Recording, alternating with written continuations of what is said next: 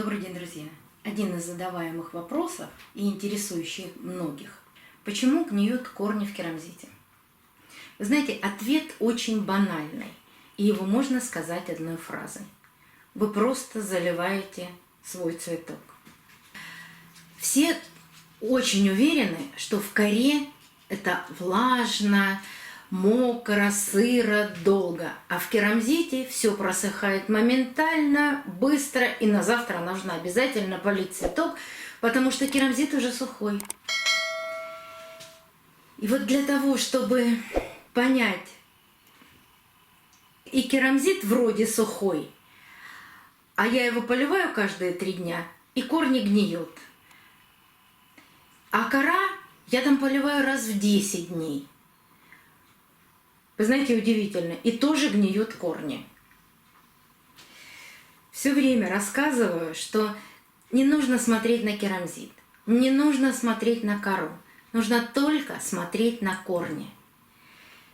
И потому как у нас наши фаленопсисы эпифитные растения, а эпифиты всегда в природе живут с открытыми корнями, с воздушной системой, а мы их помещаем в горшки, то все равно корни должны просыхать. Вот как бы вы ни хотели, как бы вам не хотелось подойти с утра и побрызгать эту орхидею, и с верхней корни побрызгать, не нужно этого делать. Я понимаю, когда 1-2 орхидейки, и вы с ними каждый день, каждые 10-15 минут, а что там произошло, а что там с ними происходит, а может быть у нее корешочек уже влаги мало, его нужно полить. А когда их 200, вот мне некогда подходить к каждой орхидее. Я знаю, что у меня примерно раз в 10-15 дней должен осуществиться полив. И вот за эти 10-15 дней, что в керамзите, что в коре, просохнут корни. Но даже если я собралась поливать какую-то из полок, потому что у меня во всех 3 комнатах и на балконе, в каждой комнате порядка 50 орхидей. И если я вижу, вот я беру орхидею для полива, чаще всего я снимаю все орхидеи с полок, выношу это на большой стол, мне там удобно это делать, беру большое 10-литровое ведро и начинаю заливать свои орхидеи. И если я вижу, что орхидея, вот специально вам все примеры поставила, но это в коре, у орхидеи вот такие зеленые корни, я их не поливаю. Но обычно это бывает 1-2 орхидеи, потому что или большой горшок, или я вам недавно показывала пересадку, был керамзит, но он очень влагоемкий, и в нем орхидея просыхала очень долго, поэтому я ее поливала раз в 3 недели. Кстати, вот эта орхидея, которую я вам показала, она была куплена, она не куплена, она была мне подарена в середине февраля. Она до сих пор цветет. Я ее ничем не удобряла, но это к слову. Посмотрите, какие у нее растут корни от шеи. В покупных горшках я только поливаю по краю и только чистой водой. Но в горшке тут уже есть корни.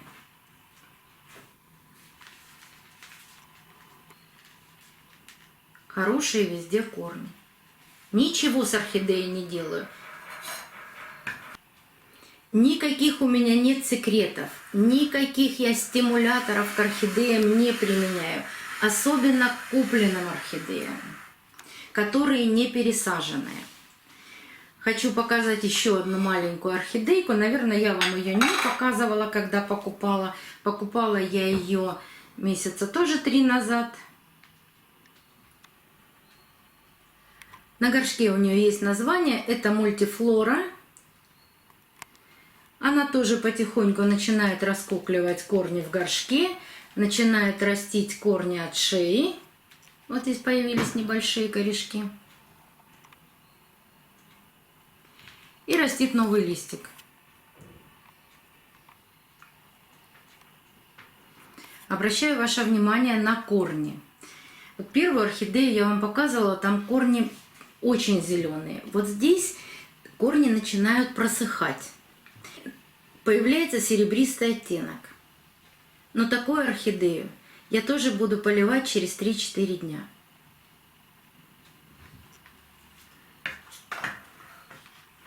И еще одна орхидея. Майтай. Вот корни, которые можно полить, ну, через день, через два.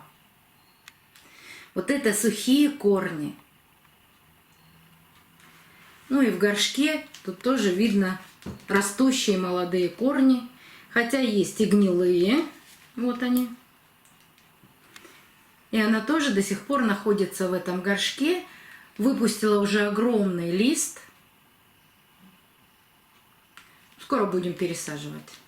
У нас какие-то проблемы появились, перебои с горшками, которые я использую. Поэтому задерживаемся с пересадками. Но будем потихонечку покупать эти горшки, когда они будут появляться. И будем пересаживать. А вот эти 3 орхидеи я вам сейчас покажу.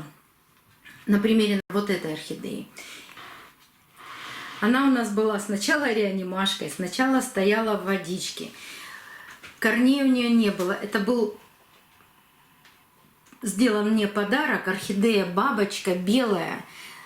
Очень красивая, с пятнышками там фиолетовыми. Цветоносы с точки роста. Корни абсолютно были все гнилые. Там оставался один корешок. В конечном итоге, после реанимации, у нее выросло 5, вниз росли, правда, 5 корешков. Я ее посадила.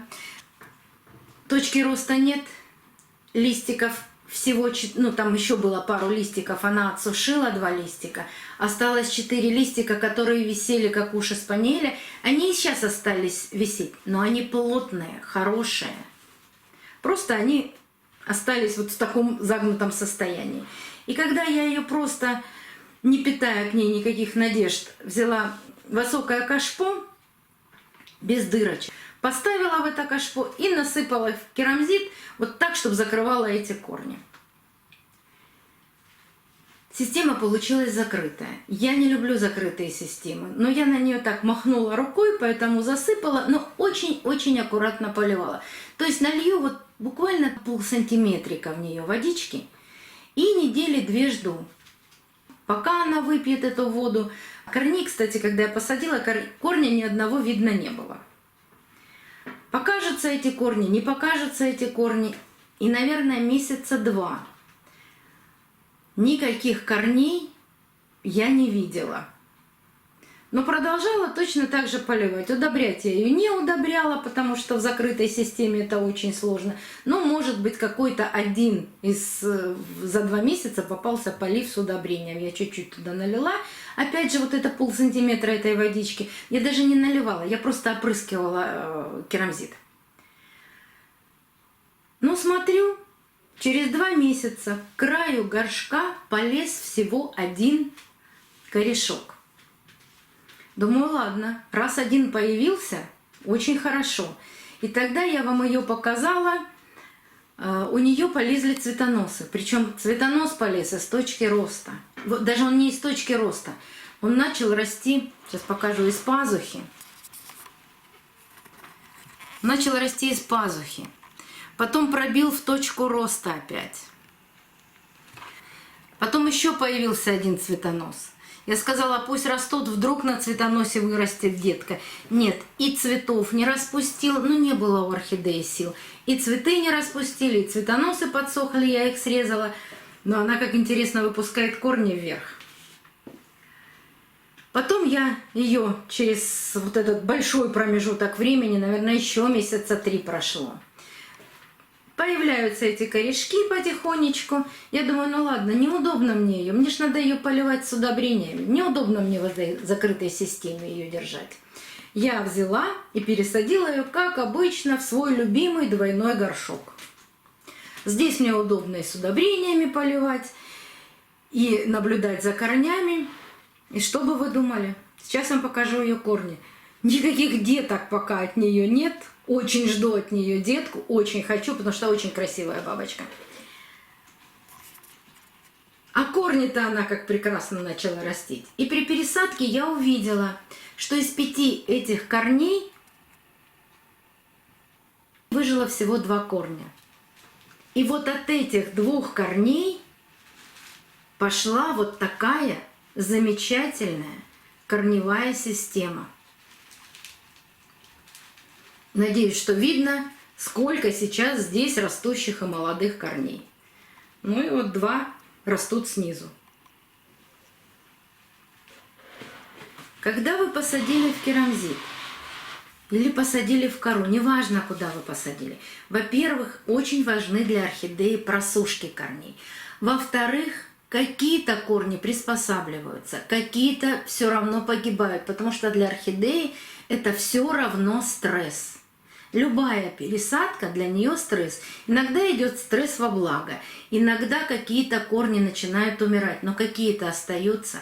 А если вы не будете их заливать, думая о том, что керамзит просыхает просто за 2 часа, а будете давать хорошую просушку корням, корни начнут прекрасно расти в керамзите. Покажу еще 2 орхидеи. По-моему, эту орхидею мы с вами пересаживали. Если найду видео, наверняка найду видео. Это Sunset Love. Он был куплен 8 марта. Нарастил очень быстро корешки, поэтому мы с вами его пересадили. Корешки от шеи здесь малюсенькие, совсем малюсенькие. Вон 2 корешочка пробиваются. Листик она растит. И давайте посмотрим, какая у нее в горшке корневая система.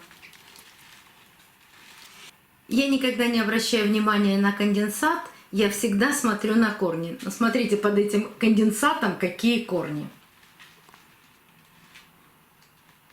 А вот то, о чем я вам сейчас говорила, даже при идеальной почти пересадке с хорошими, очень идеальными корнями Sunset Love, посмотрите в этом видео, где мы пересаживали, вот 2 корешка, которым что-то не понравилось, а может быть они были просто очень старые. И при пересадке такие корни просто погибают. Но все остальное, это посмотрите, как растет.